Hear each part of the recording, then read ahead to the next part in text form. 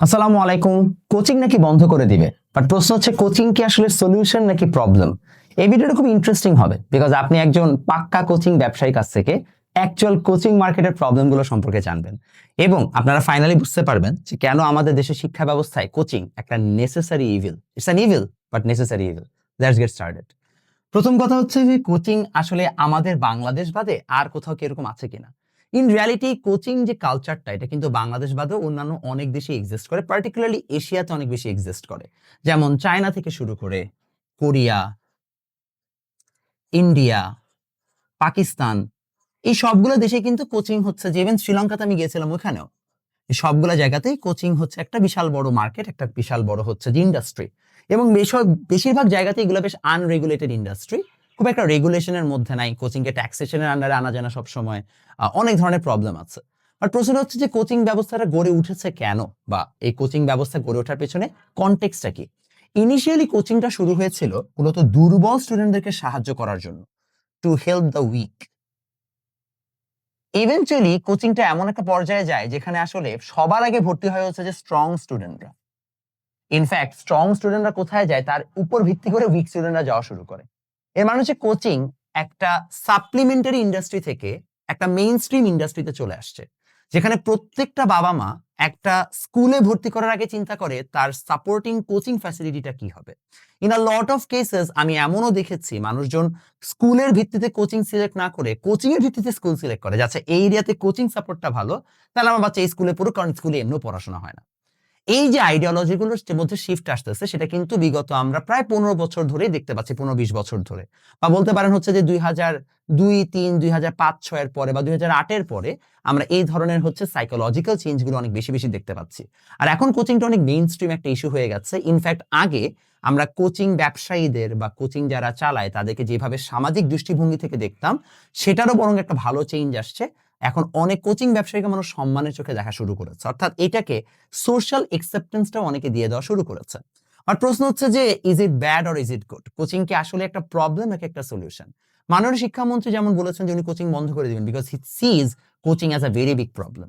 But I am gonna tell you why the coaching exists এবং coaching এর পেছনে আসলে ফান্ডামেন্টাল রিজনিং গুলো কি। তার আগে আমি আপনাকে একটা ছোট্ট বাচ্চার গল্প শেয়ার করতে চাই। মনে করেন এটা যে কোনো একটা বাচ্চার 9-10 একটা বাচ্চার গল্প। যেমন আমি হচ্ছে যে মিরপুর 2 নম্বরে অফলাইন ব্যাচ পড়াই, মিরপুর 2 এবং 10 2 জায়গায়। সো এখানে মেজরিটি আমার যারা স্টুডেন্ট তারা আইদার হচ্ছে মণিপুরের স্টুডেন্ট নাহলে আদমজির স্টুডেন্ট।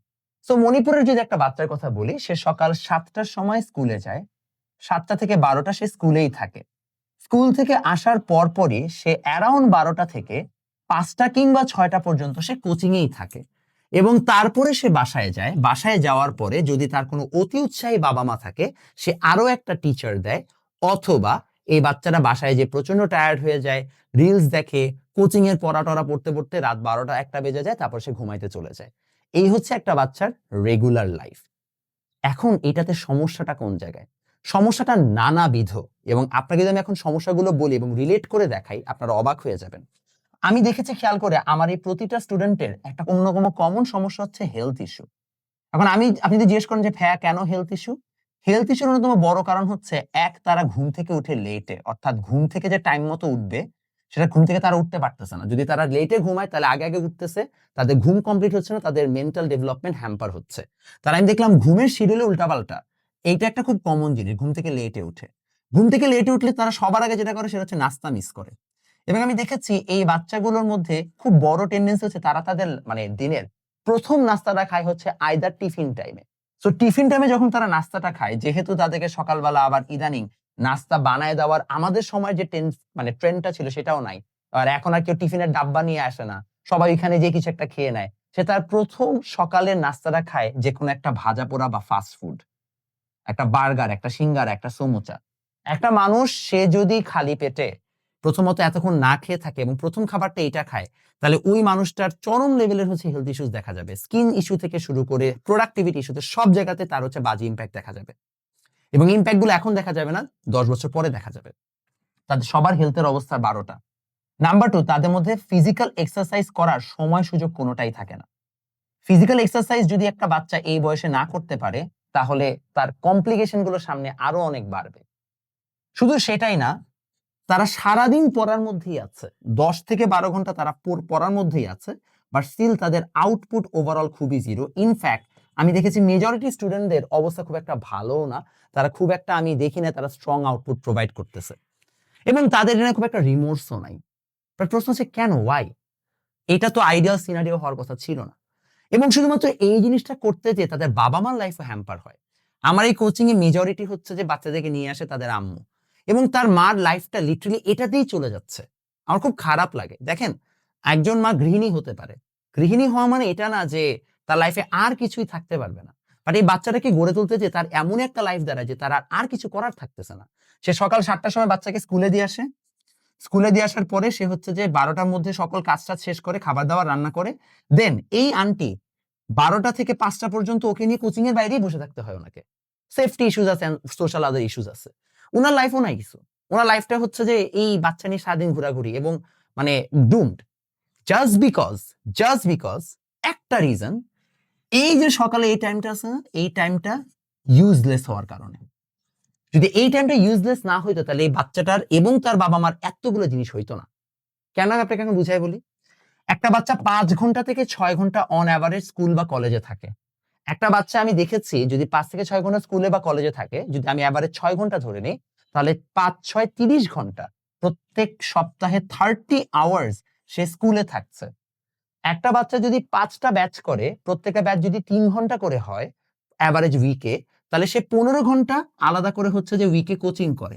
অর্থাৎ সে কোচিং এ যত সময় দেয় তার থেকে ডাবল টাইম অ্যাটলিস্ট সে স্কুলে থাকে।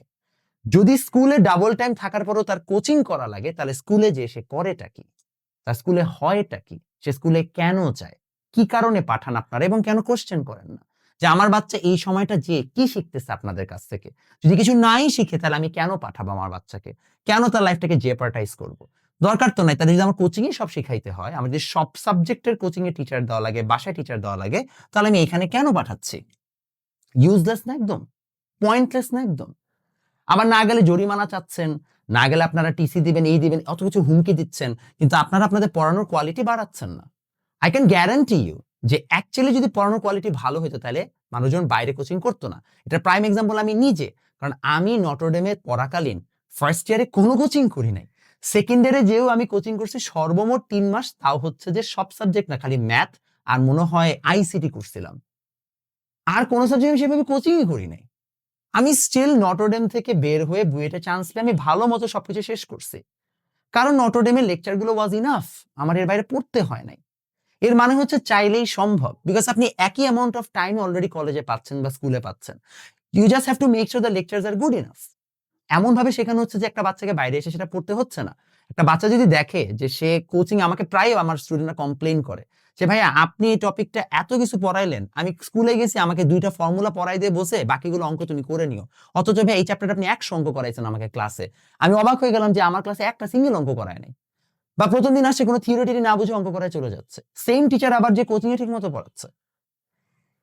স্ট্রেঞ্জ না? তাহলে এইটার মানেটা কি? তাহলে আপনি এটাকে বাদ দিয়ে দেন। এটা বাদ দিয়ে দিলে একটা বাচ্চার এই কোচিং গুলো এই টাইমে চলে যাবে, ও বাসায় 12টা থেকে 1টার মধ্যে চলে আসবে, আসার পরেও খেয়ে দিয়ে বিকালবেলা খেলতে যাবে, ওর ফ্যামিলির সাথে টাইম স্পেন্ড করবে, বিকালে এসে 6টা থেকে 9টা বা 10টা পর্যন্ত পড়বে, পড়ে রাতের বেলা হচ্ছে যে যা করার করে ঘুমায় যাবে। কারো যদি গান শিখতে মন চায় সে গান শিখতে যাবে, কারো যদি ডিবেট করতে মন চায় সে ডিবেট করতে যাবে। আপনারা এমন ভাবে বাচ্চার লাইফটাকে সাজাইছেন যে এই বাচ্চারা কিছুই করার নাই। ও সারাদিন খালি কোচিং থেকে কোচিং এ ঘুরতেছে, সারাদিন বই খাতার মধ্যেই আছে, এবং ওর মাথায় কিছুই ঢুকতেছে না, বিকজ প্রোডাক্টিভিটি ইজ জিরো। আমি যদি কোনোদিন আমাকে আল্লাহ সুযোগ দেয় প্যারেন্টস হওয়ার, আমি আমার বাচ্চাকে ট্রেডিশনাল স্কুলেই পাঠাবো না। I will be very honest, because আমার কাছে জিনিসটা পুরো West of time, money, energy লাগে। আমি কোনো রিজন পাচ্ছি না যে কেন আমার বাচ্চাকে আমি খামাকে এই জায়গায় পাঠায় সময় নষ্ট করাবো, because is not learning anything. আর ট্রেডিশনাল এডুকেশনে এখন যা শেখায় তাতে তো এমনিও সামনে জব পাওয়া কঠিন হয়ে যাবে, that's a separate discussion. But I just don't find the reason why, even যদি আমি ট্রেডিশনাল এডুকেশনও চাই, তাহলে আমি কেন এই জায়গাটা এরকম করতেছি? সো কোচিংকে আপনি বন্ধ করতে চাচ্ছেন, বাট আনফরচুনেটলি আমাদের দেশের এই শিক্ষা ব্যবস্থাটা দাঁড়াই আছে কোচিং এর উপরে। আপনি কোচিং বন্ধ করলে আগামী বছরই যদি এসএসসি আর এইচএসসি হয়, আপনি দেখেন যে কয়টা বাচ্চা কোচিং সাপোর্ট ছাড়া আসলে হচ্ছে ভালো করতে পারবে। I can be very honest, কেউই পারবে না। এবং আমি আপনাকে আরেকটা মজার ইনফরমেশন দিই, ইনফরমেশন শুনলে আপনি আরেকটু মজা পাবেন। সেটা হচ্ছে, এটা আমি মেডিকেল অ্যাডমিশন টেস্টের আইডিয়াটা দিই। সো গত কয়েক বছর তো শর্ট সিলেবাস এক্সাম হয়েছে, তাই না? শর্ট সিলেবাস এক্সাম, সরকারকে প্রায় শোনা যায় কোচিং খুব খারাপ, কোচিং খুব খারাপ। তো তো শর্ট সিলেবাসে এইচএসসি হওয়ার পরে মেডিকেল অ্যাডমিশন টেস্ট, যেটা কিনা আবার সরকারই নেয়, যেটা আবার সরকার নিজেই নেয়, সেইটা বা ম্যাট অ্যাডমিশন যে এক্সামটা, সেখানে আবার তারা ফুল সিলেবাস থেকে কোয়েশ্চেন করছে। আমার প্রশ্ন হচ্ছে, মাননীয় শিক্ষা ব্যবস্থার যারা হচ্ছে যে অথরিটি আছেন, তো আপনারা নিজে যদি শর্ট সিলেবাসে এক্সাম নেন, ফুল সিলেবাসটা একটা বাচ্চাকে পড়াই দিবে কে? আপনার স্কুল কলেজ, আপনি তো নিজেই শর্ট সিলেবাসে নিছিলেন এক্সাম। তো যখন আপনারাই আবার সেন্ট্রালি একটা অ্যাডমিশন টেস্টের আয়োজন করেন, আপনারাই কোয়েশ্চেন করেন, তখন যদি আপনারা ফুল সিলেবাসে আবার এক্সামটা নেন, তাহলে এই বাকি চ্যাপ্টারগুলো কে পড়াই দিবে? কোচিং দিয়ে রাখতে দিবেন না তো? কোচিং তো ভাগ্য ভালো ছিল, নাহলে তো আপনাদের ডাক্তাররা তো কিছুই জানতো না আপনাদের পরীক্ষার প্রশ্ন দিলে। Does it make sense? আচ্ছা ফাইন, ঠিক আছে, আচ্ছা থাক, এত প্যারা দিব না। আমি আরেকটা কোয়েশ্চেন করি দাদা। আপনারা বলছেন কোচিং টোচিং খারাপ, গাইড বই টাইড বই খারাপ, তো মনে করেন যে আপনি আপনাদের যে মেইন বই আছে, সবাইকে বলেন না মূল বইয়ের বিকল্প নেই, খুব সুন্দর একটা লাইন, তো মূল বই পড়ে পরীক্ষা দিতে হবে। আমি আপনাকে মিনিমাম, আমি তো ফিজিক্স পড়াই, 9-10 এর ফিজিক্স থেকে আমি আপনাকে মিনিমাম অ্যাটলিস্ট নগদে 10টা কোশ্চেন দেখাইতে পারবো যে 10টা প্রশ্নের কনসেপ্টই বইয়ে নাই, let alone math and everything else, কনসেপ্টই বইয়ে নাই। তো ওই কোশ্চেন যে আপনারা এসএসসি তে দিচ্ছেন, কেন দিচ্ছেন তাহলে? আপনারা নিজেরা এসএসসি তে এমন প্রশ্ন দিচ্ছেন যেটার কনসেপ্ট আপনাদের মূল বইয়ে নাই, বা থাকলেও যা আছে এটা পড়ে কোনো লাভ নাই, কারণ এর পরে কেউ বুঝবেই না কি হচ্ছে না হচ্ছে। আপনার মূল বইয়ে ইনাফ প্র্যাকটিস প্রবলেমই নাই। গতি চ্যাপ্টারে ইন টোটাল আপনার বইয়ে মনে হয় প্র্যাকটিস প্রবলেম আছে উঠতে গেলে 5 থেকে 10টা, আর আমি একটা গ্যারান্টি দিচ্ছি 5 থেকে 10টা প্রবলেম করে জীবনেও কেউ হচ্ছে যে এ প্লাস পাবে না। তো আপনার বই যদি নিজেই স্বয়ং সম্পূর্ণ না হয়, তাহলে আপনি কোচিং কে কেন দোষ দিচ্ছেন, আর হচ্ছে যে সাপ্লিমেন্ট ম্যাটেরিয়ালকে কেন দোষ দিচ্ছেন? ভাগ্য ভালো ওরা ছিল, নাহলে তো আপনাদের আয়োজিত সরকারি এসএসসি পরীক্ষায় তারা পারতো না। Does it make sense? It doesn't, I know. So হ্যাঁ, কোচিং ভালো না, বাট কোচিং একটা নেসেসারি ইভিল। আপনি যদি কোচিং কে বন্ধ করতে চান, যেটা আমিও চাই, যে আমি মনে করেন হচ্ছে যে কোচিং করায় এত টাকা ইনকাম করতেছি, বা হচ্ছে অনলাইনে একটা কোর্স ছেড়ে আমি টাকা ইনকাম করতেছি, আমার কাছে এটা খুব একটা রাইট কিছু মনে হয় না। কারণ আমার কাছে মনে হয় যে আমি আসলে এডুকেশন সিস্টেমে খুব একটা বেশি কন্ট্রিবিউট করতেছি। আমার রাদার মনে হয় আমি এডুকেশন সিস্টেমের গ্যাপটাকে একজন ব্যবসায়ী হিসেবে এক্সপ্লয়েট করতেছি। I will be very honest about myself, এবং সবাই তাই করতেছে। বাট যদি সেটাই হয়ে থাকে, the reason why we are able to do this is because আপনারা এই জায়গায় কোনো স্টেপ নেন নাই। আপনারা এটা ইনশিওর করতে পারতেছেন না যে প্রতিটা স্কুলে কোয়ালিটি এডুকেশন দেওয়া হবে। আমি অন্য সব বাদ দিলাম, স্কুলে আর কি কি করা হবে না হবে, স্কুলের দায়িত্ব অনেক ভাস্ট, শুধু পড়ানো না, স্কুলের আরো অনেক ভাস্ট দায়িত্ব। আপনাদের তো স্কুলগুলোতে ক্লাবও নাই, কিছু নাই, এটা তো হিসাবে আমি বাদই দিলাম। বাট অ্যাটলিস্ট ফান্ডামেন্টাল যে কাজ, ফিজিক্স ম্যাথ কেমিস্ট্রি পড়ানোর, ও তো ওইটাও করে না। ও যদি ওইটাও না করে, হ্যাঁ এটাও যদি ও না করে, সেম টিচার যদি বাইরে যে দেন সুন্দর মতো হচ্ছে ব্যাচে সব পড়াইতে পারে, স্কুলে ঢুকলেই ক্লাসরুমে তার কি জানি হয়, সে হঠাৎ করে ভুলে যায়, হ্যাঁ এরকম যদি সিচুয়েশন তৈরি হয়, তাহলে আপনারা হচ্ছে যে কেন খামাখা হচ্ছে যে অন্য কিছুকে দোষারোপ করতেছেন? ভাগ্য ভালো শ্যাডো এডুকেশন ছিল, নাহলে তো আপনার ট্রেডিশনাল সিস্টেম তো ফেল করছে বহু আগেই। আপনি যদি কোচিং সরাইতে চান, ফার্স্ট ফিক্স দিস, এবং এটা এত তাড়াতাড়ি ফিক্স হবে না। পপুলিস্ট কথাবার্তা বলা অনেক সোজা, চাম করে এসে কোচিং বন্ধ করে দেবো, গাইড বই বন্ধ করে দেবো, আগেও বলতো। জাফর ইকবাল খুব সুন্দর সুন্দর বক্তব্য দিত, অথচ ও যে বইগুলো লিখছে একটাও জাতের বই না, একটাও জাতের বই না। এগুলো বলতে খুব শুনতে খুব ভালো শোনায়, এটা বন্ধ করে দেবো, ওটা বন্ধ করে দিব, কেন? কারণ এগুলো বললে পপুলিস্ট কথা, এগুলা বললে ভালো শোনায়। বাট রিয়ালিটিতে যে যদি আপনি ইনভেস্টিগেট করেন, তাহলে দেখবেন যে জিনিসগুলো এত সোজা না। আপনি যদি অ্যাকচুয়ালি স্কুলগুলোকে ফিক্স করতে চান, তাহলে আপনাকে অনেক কাজ করতে হবে, অনেক কাজ করে এটা এনশিওর করতে হবে প্রতিটা স্কুলে যেন হচ্ছে প্রপার কোয়ালিটি এডুকেশন যায়। এবং ওইটা এত সোজা না, এটা করতে মিনিমাম 5 থেকে 10 বছর লাগবে। বিকজ এই কালচার ফিক্স করা, অ্যাকচুয়াল টিচার নিয়োগ দেওয়া, কোয়ালিটি টিচিং এনশিওর করা is a very big task. ওইটা করাটা খুবই কঠিন। ওটা যদি না করতে পারেন, তাহলে coaching will not be the problem like you said, it's gonna be the solution of the problem, because coaching একটা প্রবলেম সলভ করে। সেই সলভটা কি? সেটা হচ্ছে আপনারা এই জায়গায় ফেল করছেন, কোচিং সেই জায়গায় একটা সলিউশন প্রোভাইড করতেছে। আপনারা এই জায়গায় ফেল করা বন্ধ করেন, তাহলে কোচিংও এই জায়গায় আর দাঁড়াইতে পারবে না, coaching will become the problem then. The reason why coaching is the solution is because your traditional system is the problem. দেখা হবে নেক্সট ভিডিওতে।